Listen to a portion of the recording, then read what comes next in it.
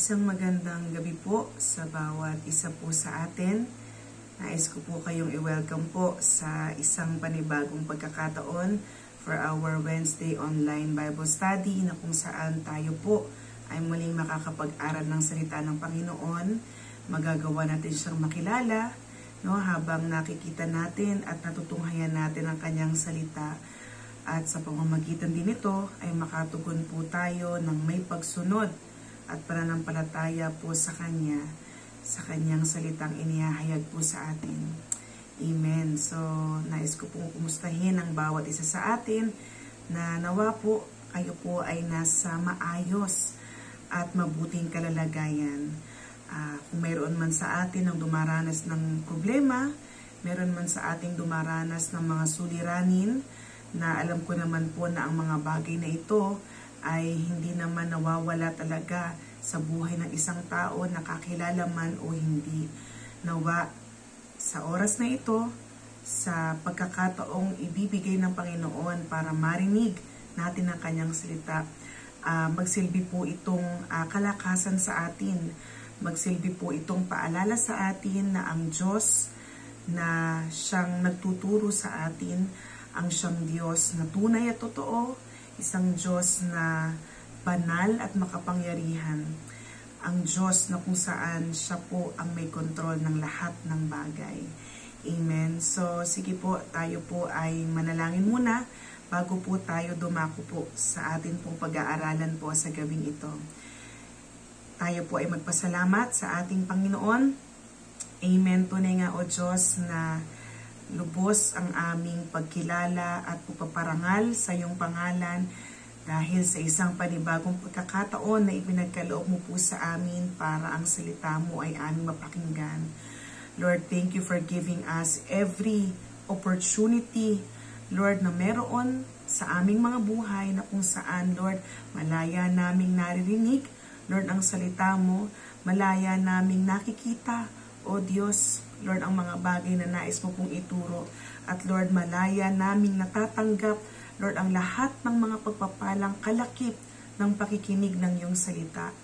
And Lord, ang opportunity na iyon, Panginoon, Lord, na meron sa gabing ito, Lord, ang nais po namin ay maigrab ito, Lord, para mas lalo ka naming makilala, maranasan, O Diyos, at mas lalo naming makita ang kahalagahan ng tunay na pagsunod, Lord, at hindi lamang bastang pakikinig, Lord, sa iyong salita. Lord, I pray, Lord, na patuloy na bigyan mo po kami ng kahandaan, Lord, sa pag-aaral namin, Lord, ng iyong salita. Makita mo, Panginoon, Lord, sa amin yung kagustuhan, Lord, kaya naman gawin mo pong dalisay ang aming mga kalooban.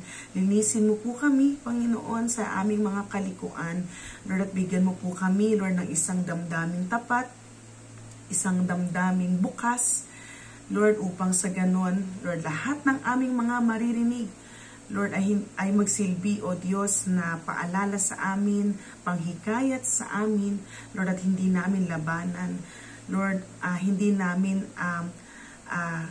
namin magawang harangin, O Diyos, ng aming mga pansariling perspective, Lord, ng aming mga makasariling kagustuhan, Lord, yung mga bagay na nais mo pong ituro sa amin.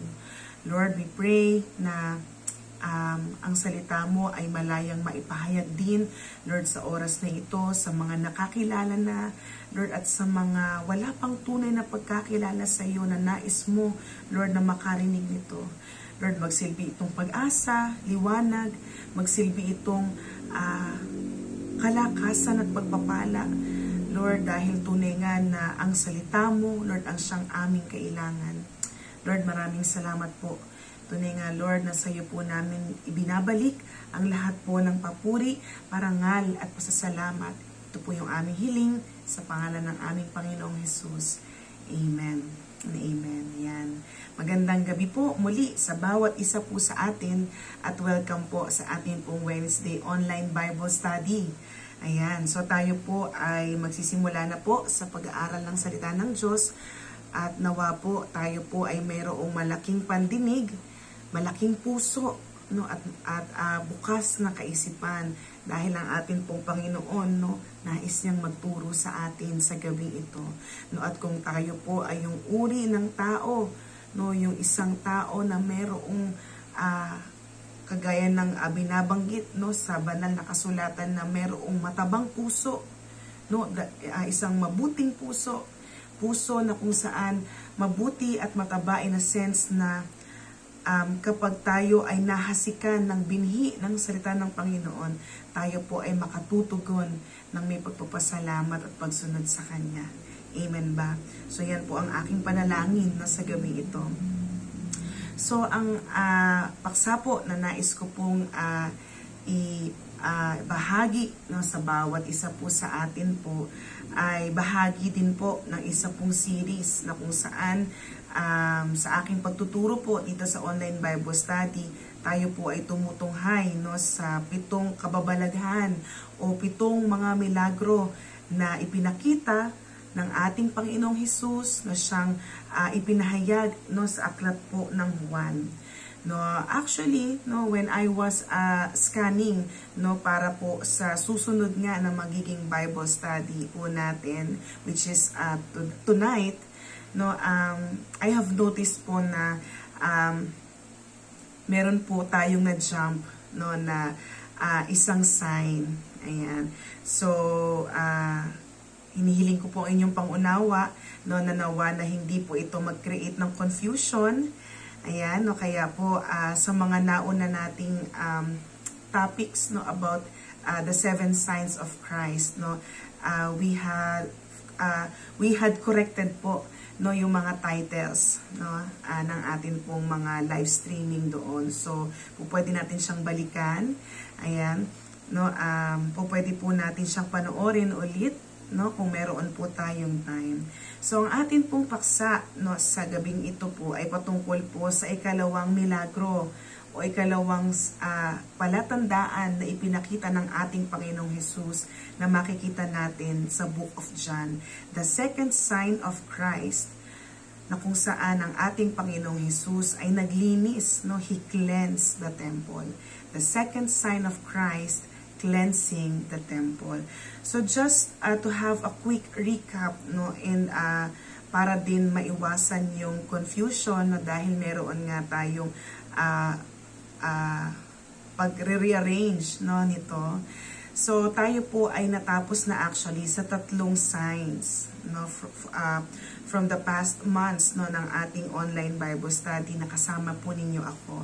The first sign na ginawa o ipinakita ng ating Panginoong Hesus, no, ay makikita din natin, no, actually sa John chapter 2, no, verses 1 to 11, no, hanggang 12, na kung saan ang ating Panginoong Hesus, no, itong unang senyales o unang palatandaan na kanyang ginawa, no, ay binago niya, no, ang isang ordinaryong tubig na maging isang napakasarap at napakalinamnam na alak. Yan, no, proving to us, no, na ang Panginoon may kakayahan talaga siya na magbago. He has the transforming power, no? He has the power to transform anything, no, and everything, including the life of a person. Ayan.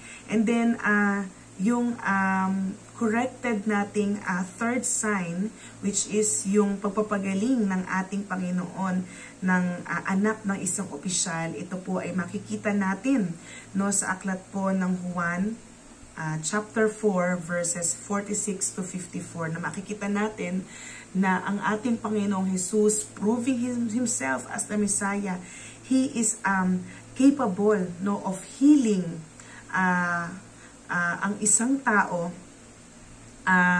na hindi magiging hadlang sa kanya ang distance o ang layo, no, na through the power of His Word. Amen po ba? No, through the power of His Word. Ayan. Ang isang tao, no, ay gagaling.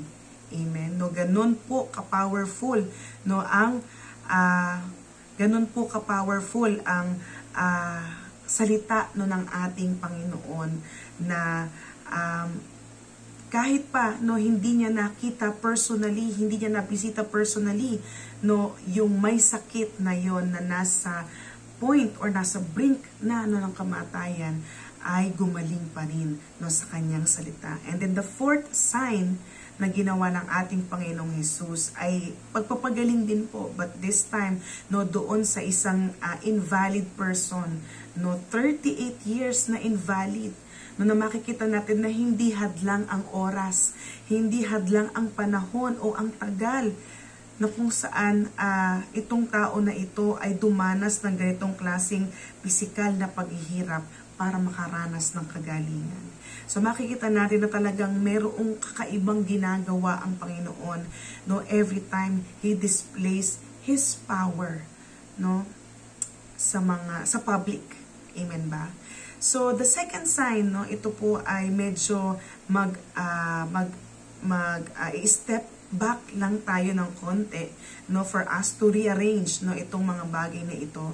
Tayo po ay tutunghay doon sa ikalawang palatandaan na ginawa ng ating Panginoong Hesus. So ito po ay makikita natin sa John chapter 2 verses 13 to 22.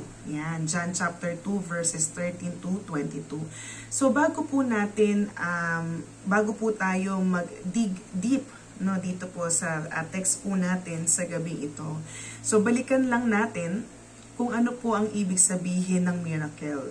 No, sabi nga po no sa kahulugan na we can actually search no sa Google, no ang pinakamadaling search engine no to define what is a miracle.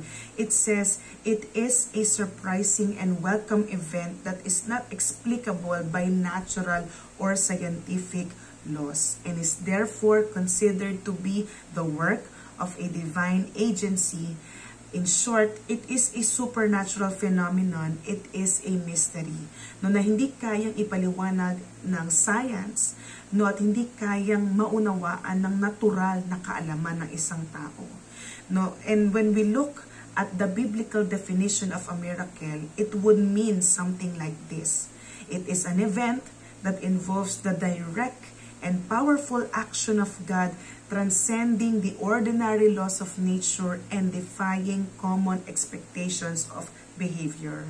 No, meaning, no, ito po yung mga phenomena, ito po yung mga fenomeno na kung saan, no, yung natural na order, no, ng nature, no, yung natural na order ng mundong ito, no, dinedefine niya ito. No, tinatranscend niya ito, hinihigitan niya ito na kung saan no yung common expectation ng isang bagay, ng isang nilalang no na mag-behave or na mag-react ng ganito is hindi ganun po no yung nangyayari. Na halimbawa na sa panahon natin ngayon, no, usually kapag meron kang sakit na cancer, no, at ikaw ay nasa terminal stage na, or for example, yung pagkakaroon ng end-stage renal disease, which is an irreversible no na sakit, no wala na po talaga itong lunas, no sabi nga no aantayin mo na lamang ang iyong kamatayan, no but a miracle of healing, no for example, no makikita natin that it transcends no all understanding, it transcends the laws of nature and it defies the expectations of behavior. Amen ba? So these miracles are extraordinary occurrences that can only be attributed to the supernatural work of God Himself, of God alone, na walang ibang makagagawa ng mga palatandaan at milagrong ito kundi ang Diyos lamang. No, na walang ibang makagagawa na gawing imposible o gawing posible ang mga bagay na imposible kundi ang Panginoon lamang. Well, no, sa bibig na rin ng ating Panginoon nanggaling no, na walang bagay na mahirap para sa Kanya. Amen po ba? No, and dito, sa Book of John, no, na kung saan ang ginamit no, na writer nito, walang iba kundi si Apostle John. No, ang ginamit niya no, ay ang salitang sign. Yan. To refer to significant displays of power that pointed beyond themselves to the deeper realities that could be perceived by the eyes of faith. Meaning, itong mga supernatural phenomenon na ito na ginawa o ipinakita ng ating Panginoong Hesus, hindi lamang ito para i-display niya ang kanyang kapangyarihan bilang isang divine, no, bilang isang supreme God of all universe. But no, itong mga miracles, itong mga signs na ito, it has a significance beyond the mere act themselves. Ibig sabihin, meron siyang layunin, no, kung bakit siya nagpakita ng kanyang kapangyarihan. So kaya para mas lalo nating maintindihan, no, yung lalim ng mga signs na ito, no, there are some questions to ask, no, for us to understand better itong mga signs na ginawa na to ng ating Panginoong Hesus. Una, what was the miracle or sign performed? Pangalawa, what was the situation at hand before the miracle or sign was performed? And number 3, to what purpose is the miracle or sign performed? So ito pong tatlong tanong na ito, mga kapatid, ito po ang ating susubukang sagutin, no, as we go along, no, sa atin pong pag-aaralan sa gabing ito. Ayan. So for our introduction, no, para mag-grasp natin yung pangalawang tanong, no, what was the situation at hand before the sign was performed? Ano ang senaryo, ano ang setting, ano ang pangyayari nung time na yon na nag-demand ng miracle or ng sign. So dito makikita natin na itong pangalawang sign na pinerform ng ating Panginoong Hesus ay ang paglilinis ng templo, no, sa Jerusalem. At ang motivation nito is His righteous indignation. No, merong holy anger na ipinakita ang ating Panginoon kung bakit niya nilinis ang templo. And mamaya, no, makikita natin, no, kung bakit a humble God, no, a humble Savior, no, ay nagpakita ng righteous anger, no, in this kind of situation. And this cleansing of the temple ng ating Panginoong Hesus ay bahagi po, no, ng main theme na ipinakikita ni Apostle John of revealing kung sino talaga ang ating Panginoong Hesus as the promised Messiah at anak ng Diyos. At dito, no, sa section na ito ng Book of John, he highlighted two attributes of Jesus that confirm His deity. No, Him being a true God. No, sabi sa number 1, His passion for reverence. Ito po ay makikita natin sa verses 13 to 17. No, ng ating Panginoon, no, He is very zealous. No, siya ay masigasig. He is burning with fire. No, para sa honor, para sa reverence, no, ng Diyos. Dahil alam natin na ang ating Panginoon, no, siya lamang po ang merong karapatang magbigay ng mga alituntunin, magbigay ng tamang paraan, no, ng tamang mga layunin at dahilan, and to regulate, no, yung uri ng pagsamba na nais niya na gawin ng tao sa Kanya. And then second attribute is His power for resurrection. So makikita po natin yan naman, no, sa verses 18 to 22 na through this portion, no, ng John chapter 2, ipinakikita sa atin ng ating Panginoong Hesus na supreme pa rin siya, no, kung ang pag-uusapan ay ang kamatayan, no, at ang buhay na maguli. Amen po ba? No, maganda po ito, mga kapatid. So lahat po tayo, no, ay makinig at mag-aral ng salita ng Diyos. So sabi po sa verse 13, the Passover of the Jews was at hand, and Jesus went up to Jerusalem.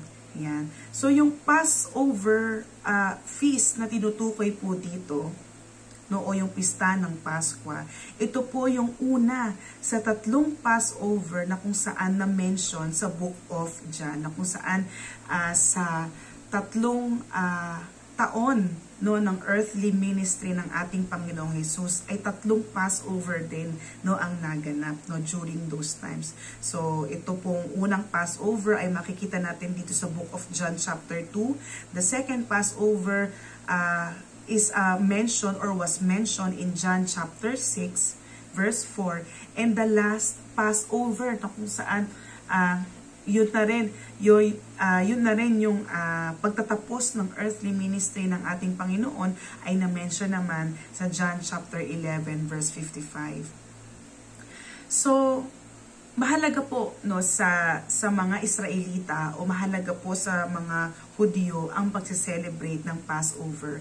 Kaya naman it was considered a major feast, no. It was really a celebrated event, no, a big event talaga no sa lugar o sa bayan ng Israel, because this feast, it commemorates the deliverance of the Jews from slavery in Egypt when the angel of death passed over Jewish homes in Egypt whose doorposts were sprinkled with blood. So, inaalala, ayan, no, at sineselebrate po no ng mga Hudyo ang pista ng Paskwa bilang pag-alaala doon sa nangyari no sa Book of Exodus, no, chapter 12, na kung saan no ang anghel no ng kamatayan nag-pass over, no, nilalagpasan no ang bawat mga pintuan na merong nakalagay o merong nakapahid no na dugo. Yan. No, signifying na sila po ay na-deliver or na-save no mula sa kamatayan. And actually, it was a standard procedure no sa lahat ng mga debotong Hudyo na mga lalaki na may edad 12 pataas. No, makikita po natin yan no, sa Exodus chapter 23 verses 14 to 17. So we can say na talagang ito po ay hindi lamang basta a day of remembrance or a feast of remembrance, but it was not just a tradition, but it was a standard procedure, no, done annually, no, taon-taon po ito ginagawa. So we know the setting, no, there was a feast of Passover. Verse 14, in the temple he found those who were selling oxen and sheep and pigeons, and the money changers sitting there. So dito natin makikita no talaga yung pinakadahilan bakit ipinakita ng Panginoon itong second sign na ito. No, and of course, no, as a celebrated major feast no in Israel, many pilgrims from Israel and of course no the Roman empires kung nasaan nandun ang mga Hudyo and even some Gentiles, they go to Jerusalem annually to participate in bringing animals for sacrifices to the temple and pay their temple tax. No, kaya merong presence ng mga animal dealers and at the same time ay mga money changers no sa labas ng templo. No, dahil ang mga tao no nagmula ang mga Hudyo no at ang mga iba't ibang mga pilgrims na nagmula sa iba't ibang lugar no sa buong mundo no ay nagpupunta sa Jerusalem para mag-sacrifice, no, mag-alay, and at the same time magbayad ng kanilang buwis no sa templo. Kasi nga standard procedure po ito no mga kapatid. And ito pong mga animal dealers and money changers na ito, they were very opportunistic, no? In layman's term, no, sa ating sa ating language no sa panahon ngayon, no, sila yung mga taong nananamantala no nung okasyon, nananamantala nung high demand no ng hayop at nung special coin na yon na ginagamit pambayad sa temple tax. No, they took advantage of the celebration to gain large amount of profit no during those times, no. Para maintindihan natin, halimbawa no kapag panahon ng undas or kapag sineselebrate ng buong mundo o ng Pilipinas ang Valentine's Day, no, isa sa mga pinaka in demand no na elemento no ng mga okasyong iyon ay ang bulaklak. At alam po natin na kapag dumarating ang mga okasyon na iyon, dahil merong high demand no ng mga bulaklak, ay tumataas din ang presyo ng bulaklak. Although yung iba, no, na-justify, no, yung presyo na mina-mark up nila sa kanilang produktong bulaklak, pero yung iba, tinitake advantage nila yung mataas na demand at yung maunting supply, no, ng bulaklak, no, para makagain ng higit na profit. At ganun-ganun po ang ginagawa ng mga taong ito, no. So sila po ay nagbebenta, no, ng mga sacrificial animals in the outer courts and charging high fee for money exchange, no. Yung mga nagbebenta po ng mga hayop, no, for sacrifices, no, kasi nga po syempre, dahil maraming mga pilgrims na galing sa mga malalayong lugar, it is such a hassle, no? Merong discomfort on their part na sila po ay magta-travel from a very distant place na dala-dala nila, no, yung tupa, no, o dala-dala nila yung isang malaking hayop, isang mabigat na hayop na maaring madisgrasya pa sa daan, no. So they opted out, no, na bumili na lamang, no, mismo sa Jerusalem to save time and to save energy, no, na magdala ng mga hayop na yun. So sila, no, maaaring hindi lamang ginagamit nilang parang market, no, yung labas, no, ng templo, pero marahil, no, karamihan sa mga animal dealers na ito, mark up din yung price, no, ng hayop, no, na kanilang ibinebenta. And the same po, no, doon sa mga nagpapalit ng pera, dahil nga po meron lamang tinatanggap na specific, no, special coin, no, para makapagbayad ng buwis sa templo. Ito pong mga money exchangers na ito, ginagamit nila yung sitwasyon para mag-charge ng mataas na exchange fee, no?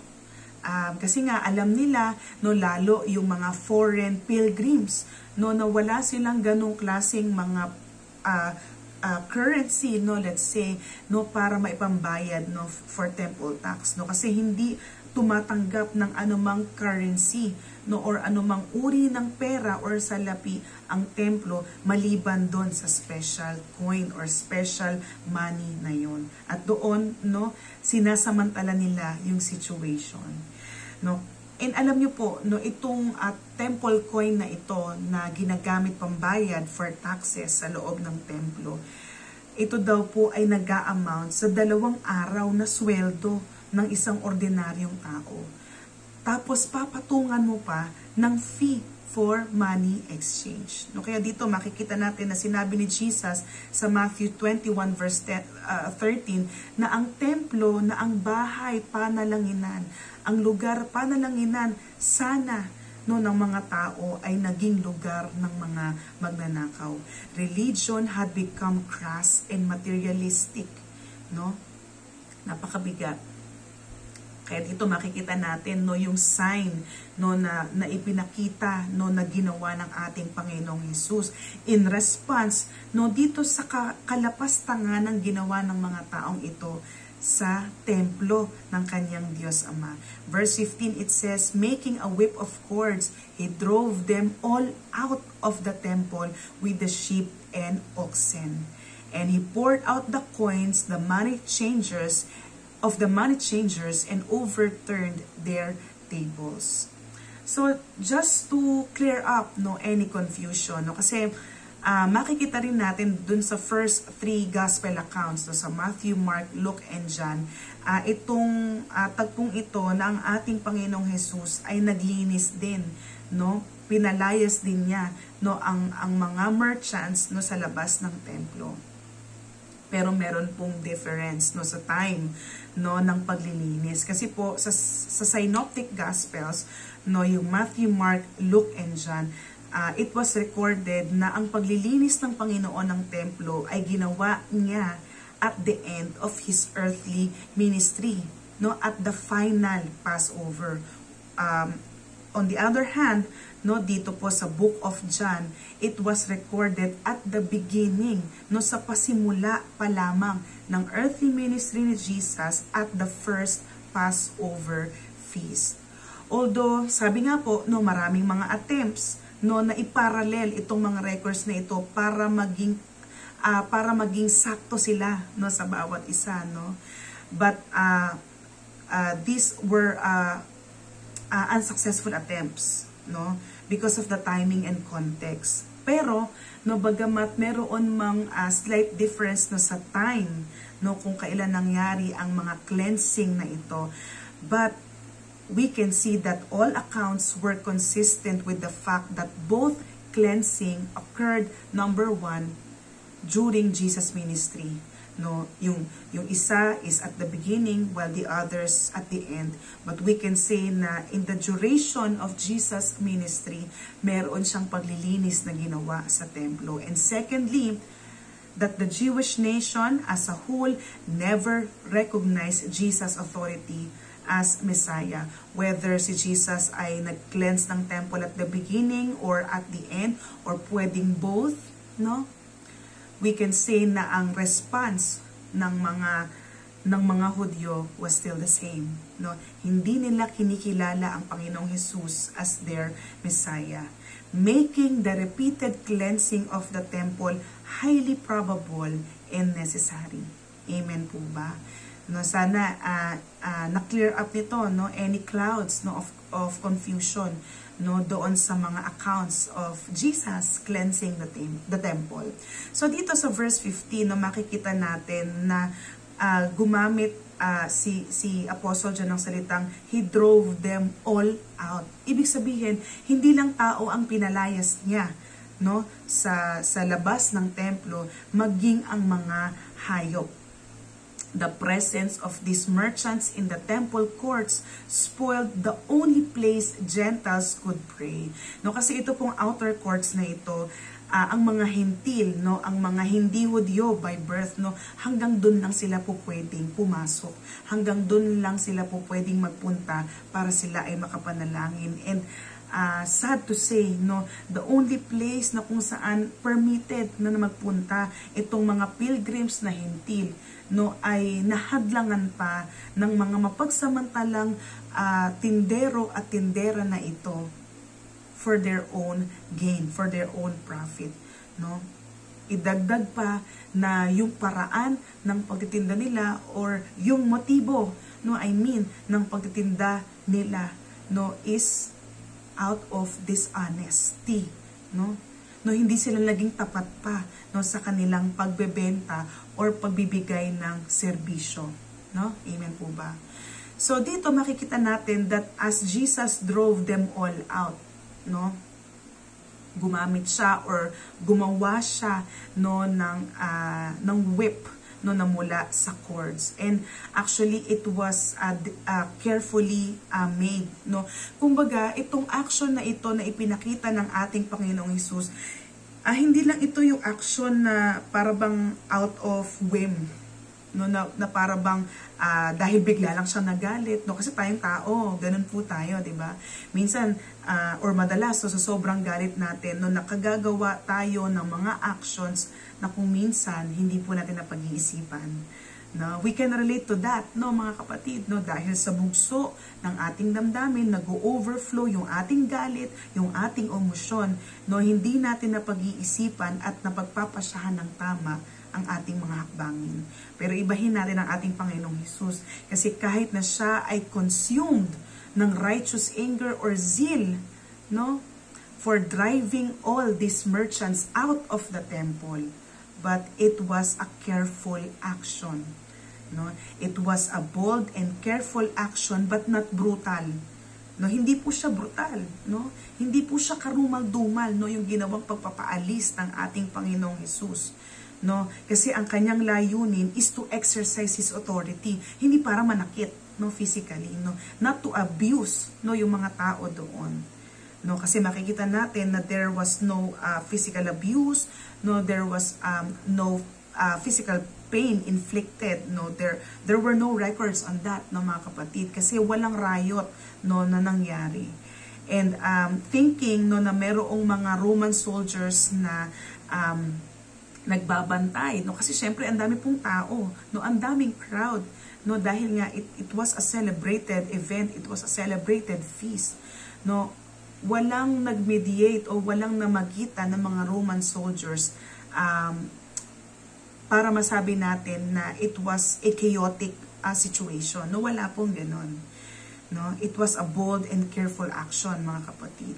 And actually, no, itong ginawa ng ating Panginoong Hesus na pagpapaalis at paglilinis ng templo, no, it was an initial fulfillment of Malachi chapter 3 verses 1 to 3. No, doon makikita natin that he will be like a refiner's fire, no, like a fuller's soap, no, na kung saan no, talagang ang layunin ng ating Panginoon ay maglinis, mag-cleanse, no, mag-purify.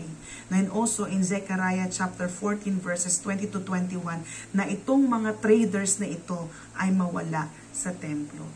No, na kung saan no, itong action na ipinakita ng ating Panginoong Hesus, it was a partial, it was an initial fulfillment that speaks of Messiah's purifying the religious worship of His people in the coming millennial kingdom.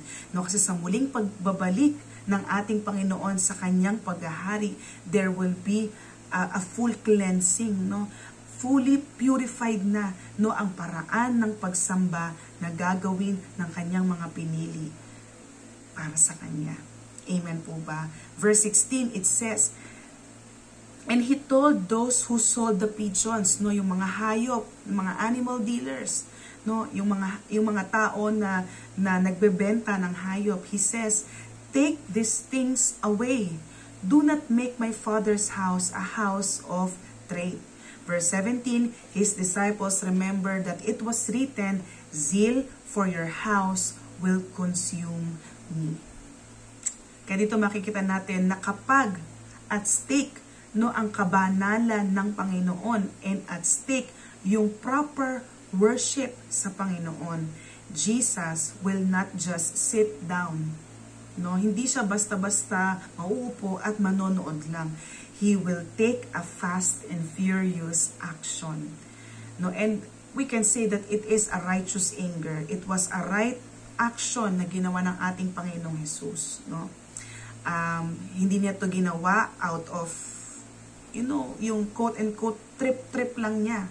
No, hindi niya to ginawa out of whim, no, na para bang one day bigla niyang naisip na sige nga, no, i-exercise ko ang authority ko by doing this and that. No, hindi po siya ganon. No, Jesus was very decisive in all his actions, no, during his earthly ministry. At ito po ang example, ito po ang proof noon. And Jesus will never tolerate such irreverence against God. No, yung ganong klaseng paglalapastangan, no, kahit siya nga mismo, no, ay nilalapastangan ng mga Hudyo, pero yung ganong klaseng actions, yung ganong klaseng tradition, no, kasi po, marahil kung papaanong annual tradition na ang pagsa-celebrate ng Passover, naging annual tradition na rin marahil ng mga merchants na ito na magtinda, no, na magbenta, no, sa harap ng templo. And Jesus will never tolerate it, no. Not during that time na siya ay pumarito na, no, sa lupa, no. And in addition, no, sa ating buhay, no, itong second sign na ito, no, kung paano yung first sign, no, yung turning water into wine, no, we can say na ang ating Panginoon, He is at work, no, at our conversion. Ibig sabihin, no, yung tayo ay makakilala ng totohanan sa Kanya, tayo ay ma-liberate o tayo ay Kanyang maalis, no, mula sa kadiliman at dalhin mula sa kaliwanagan. No, there is conversion. Dito po sa second sign, He then showed us that He is also at work, no, doon sa paglilinis, no, sa purification of the temple, no, during that time and of our lives. No, tayong Kanyang mga niligtas at pinili. Amen po ba?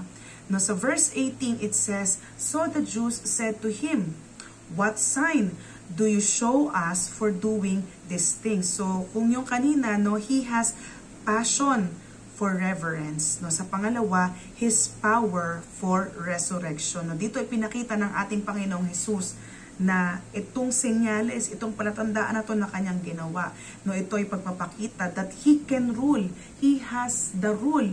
He has siya ang merong final authority. Ayan, no, siya ang merong huling say, no, final say kung ang pag-uusapan is the matters about life, death, and resurrection. Nagtanong ang mga Jews, no? What sign do you show us for doing these things? No, we can say somehow, no, that it was a valid question, no. Anong maipapakita mong pruweba, no, na magiging kapanipaniwala on our part na meron kang authority na palayasin kami dito? Sino ka ba dito, no? Kumaga, marahil ang nais itanong, no, ng mga taong ito, you exercising authority, no, of driving us out of the temple, ikaw ba ang may-ari ng templo na ito, no? Kasi wala namang pwedeng magpalayas sa kanila kung hindi yung nagmamay-ari or let's say yung namamahala ng templo na yun, no? There were some questions marahil, no, in their minds na kung yung mga high priest nga, kung yung mga temple servants and leaders nga hindi kami pinapalaya, so on what authority, no, na ginagawa mo ang mga bagay na yon? Sumagot, no, ang ating Panginoong Hesus with all wisdom, no, He says, destroy this temple and in 3 days I will raise it up. No, alam niyo po ang ating Panginoong Hesus, no, talagang isa sa mga paraan ng kanyang pagtuturo, pag-e-exhort, no, pag-e-encourage at pagtutuwid, no, at paghahayag is to use metaphors or mga talinhaga. Sabi dito, Jesus knew that these very same religious leaders and these merchants, no, let's say, would attempt to destroy His body. Meaning, they will kill Him, no? In the long run, they will kill Him. But they would not succeed, no? Kasi alam naman natin na even, no, yung kanilang plots to kill Jesus, lahat po yun ay kasama, no, sa plano ng Panginoon para sa kaligtasan ng tao.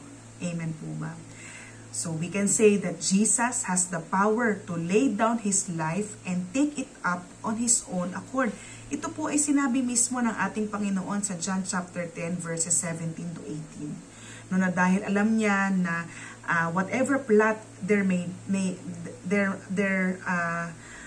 be, no, in the future, no, nalikhain ng kanyang mga kaaway o ng mga tao na ito na umuopo sa kanya, he has the final say, no? He has the final authority. Kailan niya i-lay down, kailan niya i-give up ang kanyang buhay, at kailan din niya ito babawiin muli. No, proving to us that Jesus is sovereign, no, over the matters of life, death, and resurrection. So dito, nung sinabi ng ating Panginoong Jesus, destroy this temple and in 3 days I will raise it up. No, itong mga Hudyo na ito, they take it literally. No, they said in verse 20, it has taken 46 years to build this temple and will you raise it up in 3 days? No? Sabi dito, napakahabang panahon ang ginugol ng maraming tao, ng aming mga ninuno para maitayong ang templo na ito. At sinabi mo na kapag nasira ito, 3 araw lang, mabubuo mo siya muli. No, para bang sa kanila, no, parang napaka-sarcastic ng kanilang tanong na sa Panginoong Hesus na, talaga ba? No, meron kang kakayahan na nagawin ito. But you know, no, sabi nga sa verse 21, no, yung mga katagang destroy this temple, no, hindi naman ito nangangahulugan talaga ng physical temple, but yung temple, yung kanyang katawan, no. As I have said earlier, ang ating Panginoong Hesus, no, isa sa mga method of teaching, of correcting and pointing out, no, yung kanyang message, no, is to use metaphors or mga talinhaga. Sa mga talinhaga nito is yung templo na kanya palang tinutukoy, hindi yung physical na templo, kundi yung kanyang katawan, na kung saan, no, whatever plot, na gawin ng mga taong nag-o-oppose sa kanya. Magtagumpay man sila, no, in their own understanding, no? Isipin man nila na sila naging mapagtagumpay na napatay nila, no, ang ating Panginoong Hesus. But no, hindi iyon totoo. Hindi iyon mangyayari because after 3 days, no, He will raise up to life, no? Yan. So sabi dito, ang mga verses na ito, it have made this scenario a sign of Christ that would constitute the perfect 7 signs in the book of John. No, yung bang konting trivia lang, no, mga kapatid, no, kasi nga as I have said, no, sa umpisa nito, no, we have to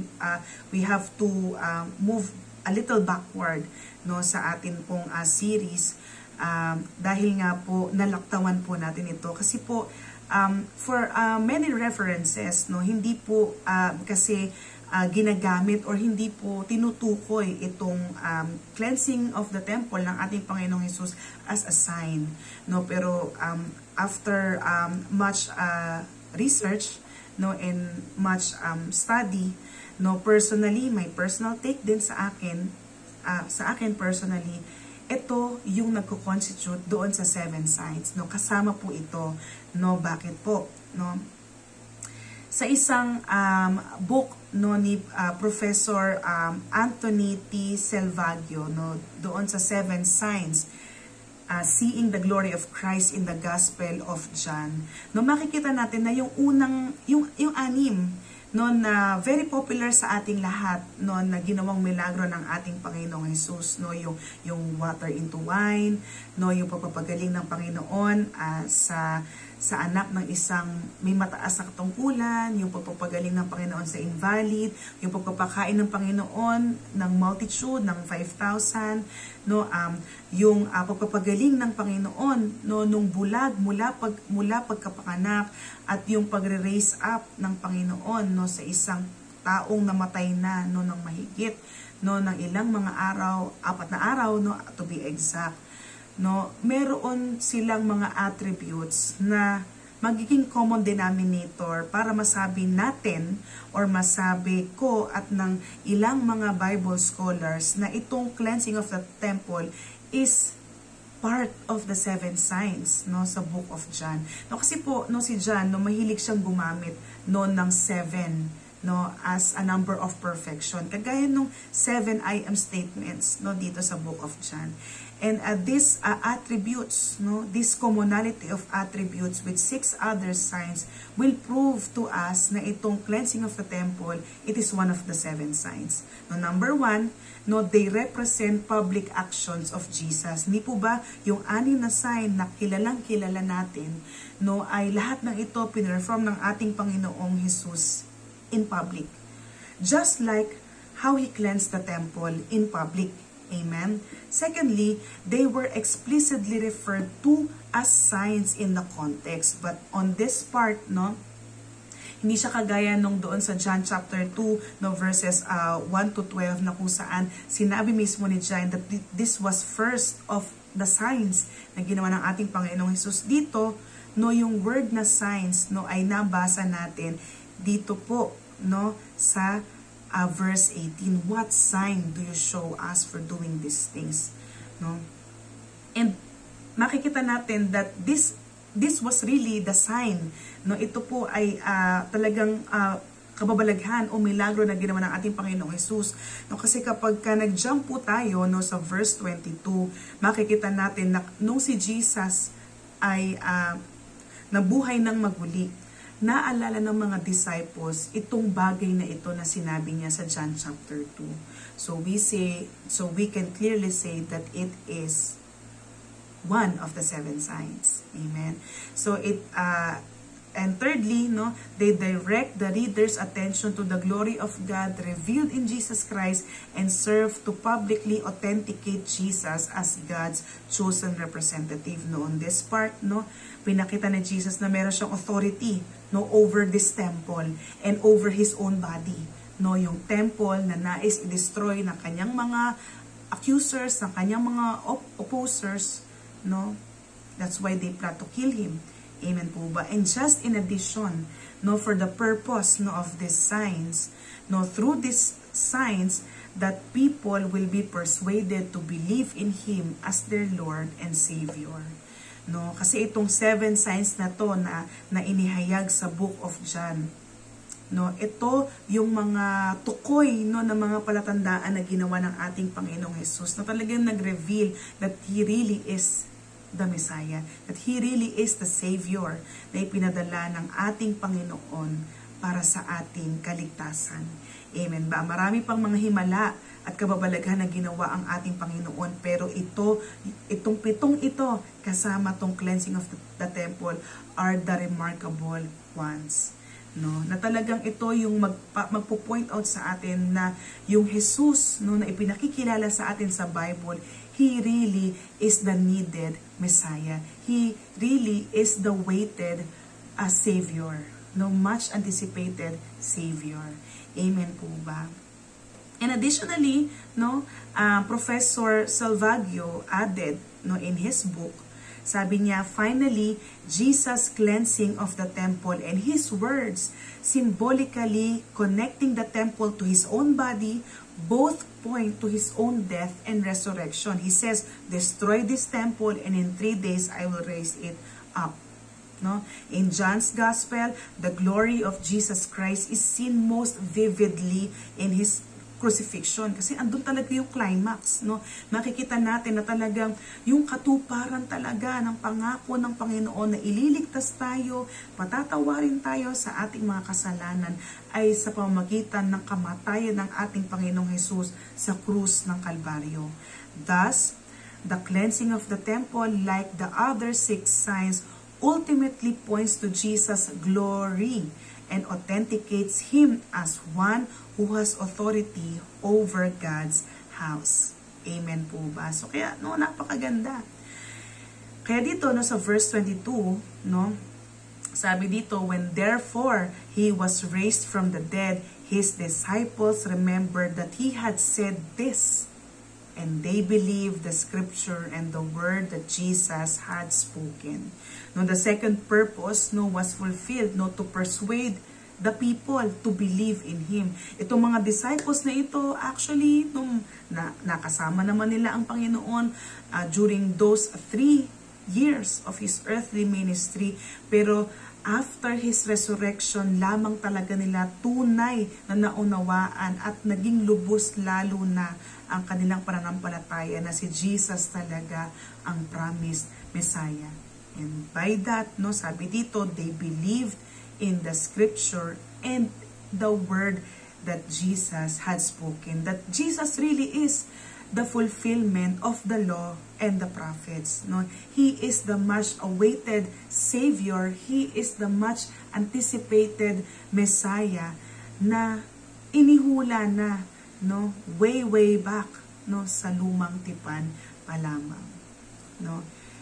Jesus' bodily resurrection was then later remembered by the disciples as they were finally able to understand the meaning behind this sign in its glorious fulfillment. No, kung saan, no, particularly, no, yung scripture na kanilang naalala is yung Psalm chapter 16 verse 10. It says, "For you will not abandon my soul to Sheol, or let your Holy One see corruption." So we can say, no, 'di ba? We can see naman, no, mga kapatid, no, in all the 4 gospel accounts, ang ating Panginoon namatay at inilibing, pero hindi nanatiling patay ang ating Panginoong Hesus. His body, no, His Holy One, no, the Holy One of God, no, the Christ, no, did not see decay. No, He was raised to life. Amen ba? So kaya very significant po itong cleansing of the temple, kasi kung hindi nilinis ng Panginoon, no, ang temple na ito, we will never know that Jesus really has the authority, no, over the physical temple. And secondly, that Jesus also has the authority, has the final say, no, sa kanyang sariling buhay, kung kailan niya ito ibibigay, i-give up, no, para sa salvation ng nakararami, at yung authority na ito ay kanyang kunin muli. Amen ba?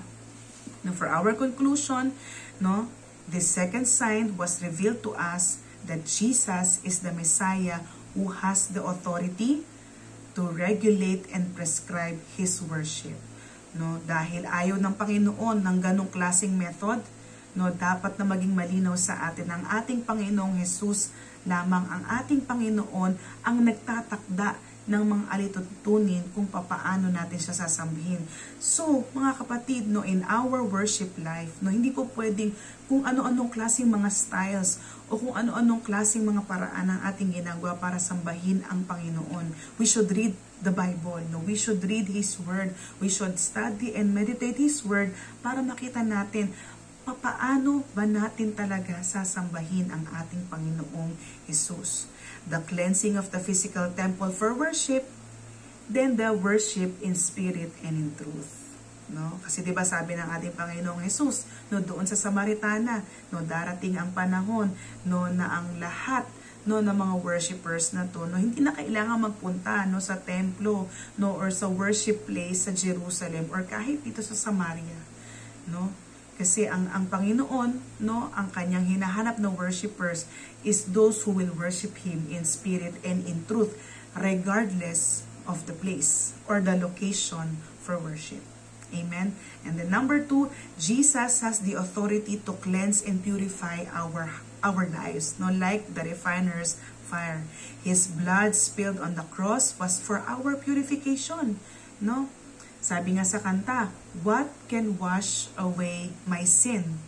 No, what can drive out, no, all these impurities, no, all these parang mga animal dealers and merchants corrupting our hearts. Sabi sa kanta, nothing but the blood of Jesus. His sacrifice on the cross drives away the corruption brought about by the presence of sin that was once enslaved us. Amen ba? No? Kaya talagang ang purpose nito, no, is to, kung ikaw ay believer, to remind us, no, ng foundation ng ating salvation. At kung ikaw ay first time makarinig, no, ng mabuting balita, no, ay mapaniwalaan mo na ito pala, no, ang regalo ng Panginoon para sa iyo. Number 3, the second sign proved that Jesus has the authority over life and death. No? He has the power to give life. He has the power over death. No, kagaya ng sinasabi sa 1 Corinthians, no, chapter 15 verses 54, no, to 55. No, death, where is your sting? No, sabi po doon, no, death is swallowed up in victory. O death, where is your victory? O death, where is your sting? Amen po ba? No, kaya naman po, no, tayo pong lahat ay talagang maraming natututunan, no, sa kapahayagan o pagpapahayag ng salita ng Diyos, especially tonight, no, na ang ating Panginoong Jesus personally niyang ipinakikilala ang kanyang sarili, no, sa ating lahat. And we should be thankful, no, kasi kung kayo ay nakapakinig ngayon, no, niloob ng Diyos na marinig nyo ito ngayon para mas makilala nyo po siya sa mas malalim na kaparaanan. Amen po. So let us pray. Heavenly Father, we constantly and continuously thank you and praise you for yet another opportunity that you have given us, Lord, to study your word and for us to be able to know you better, Lord, to understand better, O God, Lord, ang salita mo na kung saan ginagamit mo para ipakita sa amin that our faith is truly not in vain. Lord, ang lahat ng mga bagay na sinabi mo, Lord, ang lahat ng mga bagay na ginawa mo, ipinakita mo at ipinaranas mo. Lord, it is not just for our instruction, but it is for the foundation of our salvation. Lord, upang sa ganun mapatibay na talagang yung Diyos na aming nakilala, yung Diyos na siyang pumili at tumawag sa amin, ay totoo at tapat sa kanyang salita.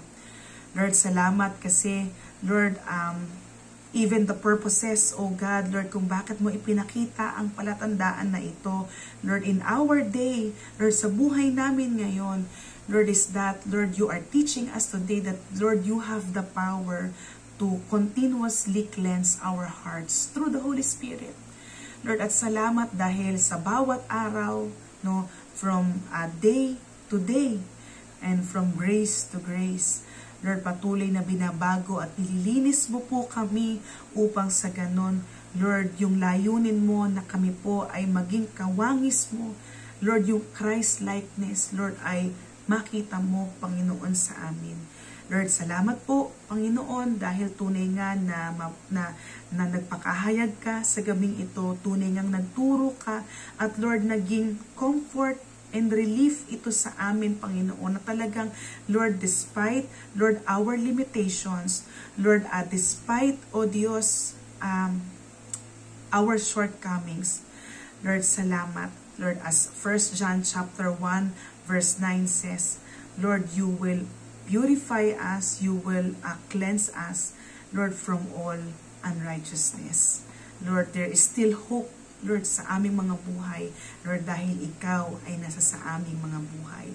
Lord, salamat po, Lord, sa lahat ng mga kapatid kong nakapakinig, Lord, sa gabing ito. And I pray, Lord, na ang mga bagay, Panginoon, Lord, na hindi ko po nagawang maihayag, Lord, dahil sa limitadong oras at maging sa limitadong kakayahan at karunungan na meron ako, Lord, I pray, and Lord, I hope, Panginoon, na patuloy, O Diyos, na ituro mo pa po sa kanila in a very personal and unique way, Lord, the things, O God, na patungkol sa iyo, na kung saan mapapatibay ng kanilang pananampalataya at magpapalalim ng pagsunod nila sa iyo. Lord, maraming salamat, Panginoon. May you be glorified sa pagpapahayag ng salita mo. Pinupuri ka namin, pinasasalamatan ka namin, O Diyos. Ito po yung aming samot hiling sa pangalan ng aming Panginoong Hesus. Amen and amen. Maraming salamat po, minsan pa, no, sa bawat isa po sa atin. No, at para hindi po kayo mahuli, no, sa ating mga live streamings ng ating online Bible study at yung darating nating care ministry program this coming Friday, no, patuloy po kayong mag-subscribe or mag-follow, no, sa ating pong page dito sa Facebook, Unchangeable God Commission Church. Maraming salamat po, no, sa inyong lahat, and to God be the glory. Amen and amen.